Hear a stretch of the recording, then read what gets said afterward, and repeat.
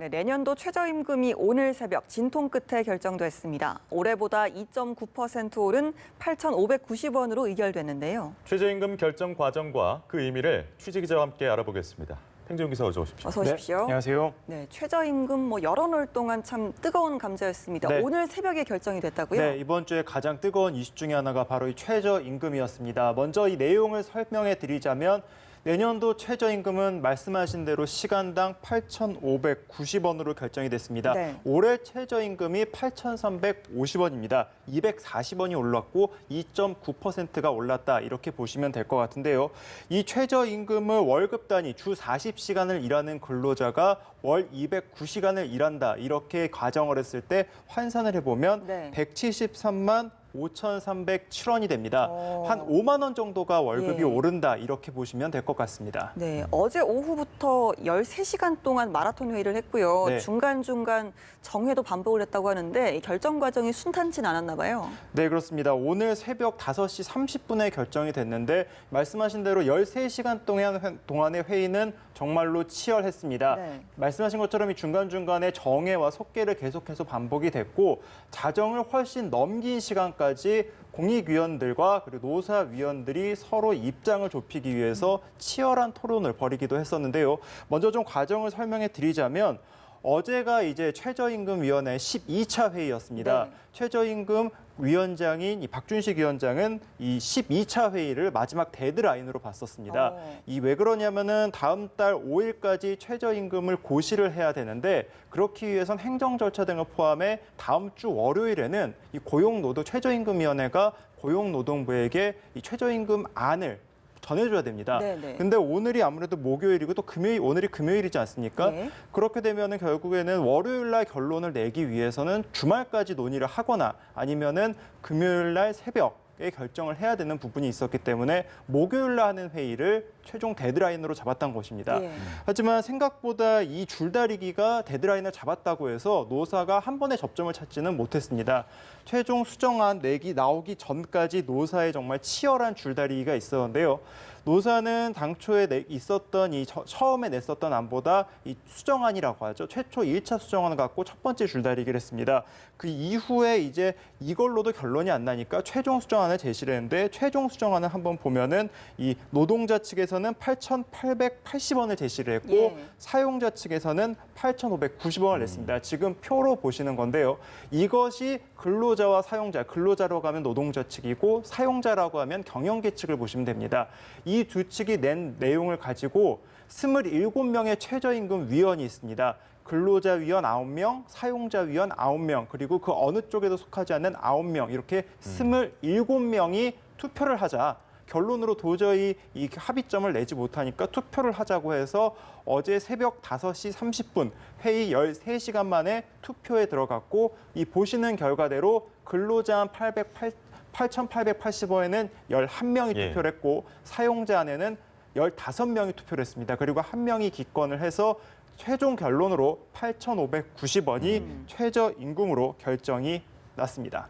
예, 그러면 말씀하신 그 세 측면에서 네. 아무 쪽에도 속하지 않은 9명이 캐스팅 보트가 됐다 이렇게 보면 될 것 같습니다. 네, 그렇습니다. 아무래도 이 사용자 위원과 사용자의 경영계와 노동계의 예, 예. 입장이 팽팽한 가운데서는 예, 예. 결국에 투표를 하게 되면 제3지대에 있는 공익위원들이 결국엔 캐스팅 보트를 질 수밖에 없는 상황이거든요. 예, 예. 이렇게 보면 결국에 공익위원들은 이 경영계 쪽, 그러니까 손을 들어줬다. 인상폭이 소폭 늘어나는 것에 손을 들어줬다. 이렇게 예. 보면 될 것 같습니다. 알겠습니다. 내년도 최저임금 인상률 2.9%라는 게 2010년 이후 가장 낮은 인상률입니다. 네. 속도 조절에 어느 정도 들어갔다 이렇게 봐야 되는 겁니까? 네. 우선 단순 비교만 해보더라도 작년에 이제 최저임금 인상률은 10%를 넘었습니다. 예. 문재인 정부 들어서 그러니까 이번이 세 번째 최저임금 결정인데 예. 앞에 두 번은 모두 다 아시다시피 두 자릿수 인상률을 보여서 너무 급격한 최저임금 인상이 아니냐라는 이야기가 나올 정도였는데요. 이번에 발표된 최저임금 인상률은 2010년도에 결정됐던 2.9% 이후 가장 낮은 인상률입니다. 네. 그만큼 인상률이 매우 떨어졌다라고 보면 될 것 같고요. 앞서 10%라고 말씀드렸다시피 단순 비교만 해도 예, 예. 큰 차이가 보이죠. 문재인 정부 들어서 한 자릿수 인상률이라는 것도 큰 의미가 있다 이렇게 보면 될 것 같은데요. 이 같은 추세로 가게 되면은 현 정부의 공약이었던 2020년까지 최저임금 10,000원 달성은 사실상 좀 어려워졌다라는 해석이 나옵니다.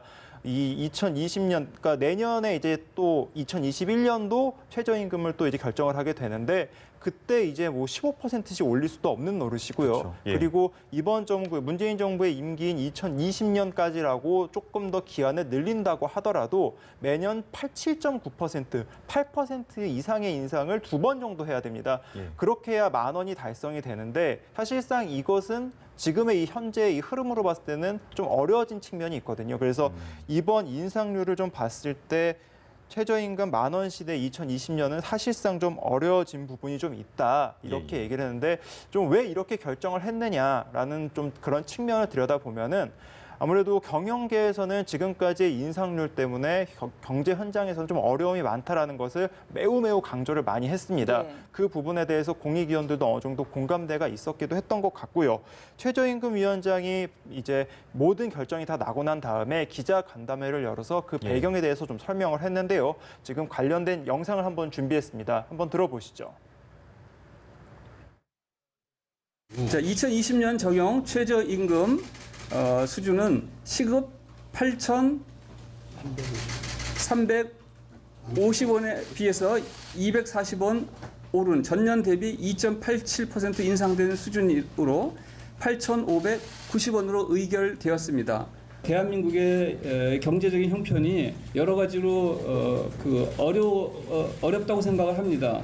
우리가 직면하고 있는 이런 현실에 대해서 정확히 직시를 하고 또 그러한 어떤 현실에 대한 정직한 인식을 바탕으로 우리가 가야 될 경제사회적인 목표를 추구하는 과정에서 다소간의 속도 조절과 그리고 방향 조절 같은 것들이 절실하게 요구되는 그런 상황에서 최저임금위원회에 참여한 모든 당사자들이 그 결과의 어떤 여부를 떠나서 이렇게 한 마음으로 끝까지 남아주셨다는 것 자체가 우리 국민들한테 굉장히 중요한 긍정적인 메시지를 전달했다고 생각합니다.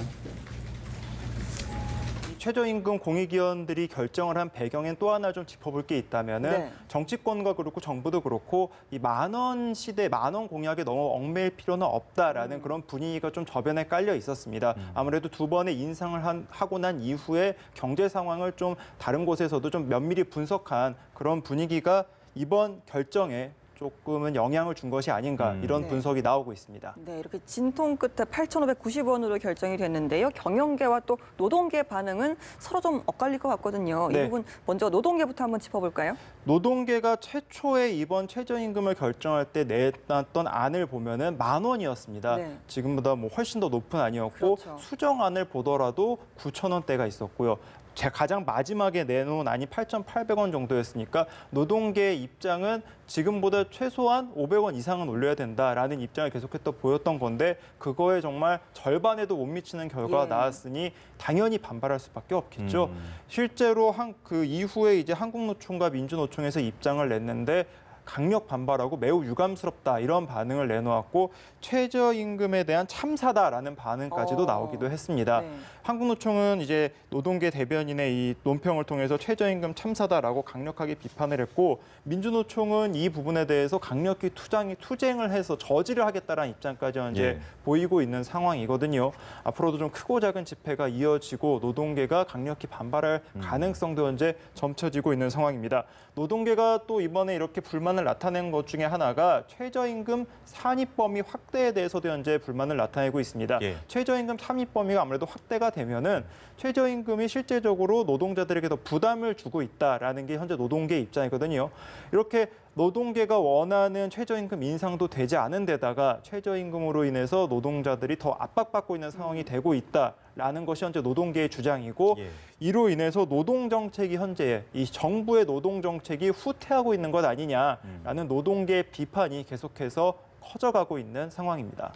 이게 지금 경영계 입장이 어느 정도 관철됐지만 네. 완전히 만족하는 것도 아닌 것 같아요. 어떻게 네, 보십니까? 그렇습니다. 노동계와 반대로 경영계가 최초에 내놓았던 안을 보면은 마이너스 4% 그러니까 삭감을 주장했습니다. 네. 협상 테이블에 와서 어느 정도 올릴까 인상률을 논의한 자리에서 삭감 카드를 내놓았다는 것은 이번에 정말 동결을 경영계에서는 강하게 주장했다 이렇게 볼 수가 있는 부분이거든요. 경영계는 정말 끝까지 삭감을 요구하면서 동결을 하기 위한 분위기가 사실은 많았습니다. 이 때문에 최저임금 어제 말씀드렸던 어제 전원회의에서도 예. 노동자 측과 경영계 측이 계속 충돌했다는 것이 이 경영계 측에서 삭감을 하겠다는 입장을 바꾸지 않으니까 노사 대화 자체가 되지 않았다는 측면이 있었거든요. 이런 입장에서 봤을 때 경영계도 2.9% 인상에 대해서는 만족할 만한 수준은 아니다라는 것이 입장입니다. 이미 현재 최저임금이 너무 올라갔기 때문에 경영계 입장에서는 삭감하는 게 맞다는 목소리가 이제 큰 상황이고요. 이번에 2.9% 앞서 말씀드렸다시피 작년과 재작년에 비해서 매우 소폭으로 오른 것으로 비교가 되지만 예. 경영계 입장에서는 이마저도 부담이 된다는 측면이 있습니다. 특히 이 소상공인들의 입장을 조금 들어보면은 예. 소상공인은 이번에 최저임금 차등화 적용을 지금 강하게 주장을 하고 있습니다. 최저임금이 각 분야별로 적용이 돼야 된다라는 예. 요구를 하고 있는데 그 부분에 대해서 또 받아들여지지 않은 측면이 있거든요. 예. 그렇기 때문에 이제 소상공인들은 이 부분에 대한 대책 마련이 반드시 필요하다라는 주장을 현재 하고 있고요. 사실은 결국에는 최저임금에 대한 결정이 났지만 노동자 측과 사용자 측 모두 조금씩은 불만을 갖고 있는 상황이다. 이렇게 되고 있고 결국에는 최저임금 결정 과정에 대한 좀 제도적인 예.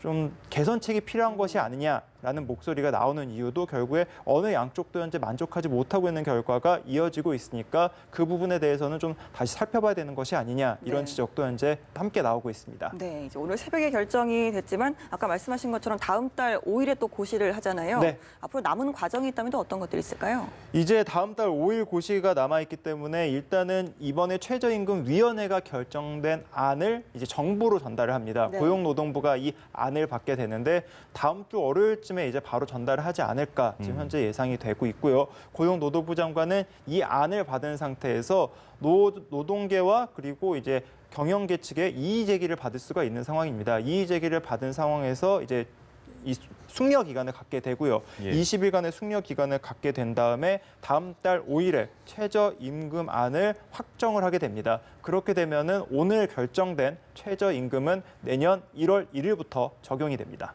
네, 알겠습니다. 최저임금 상황 좀 지켜봐야 될 것 같고요. 지금까지 팽지용 기자와 이야기 나눠봤습니다. 고맙습니다. 고맙습니다.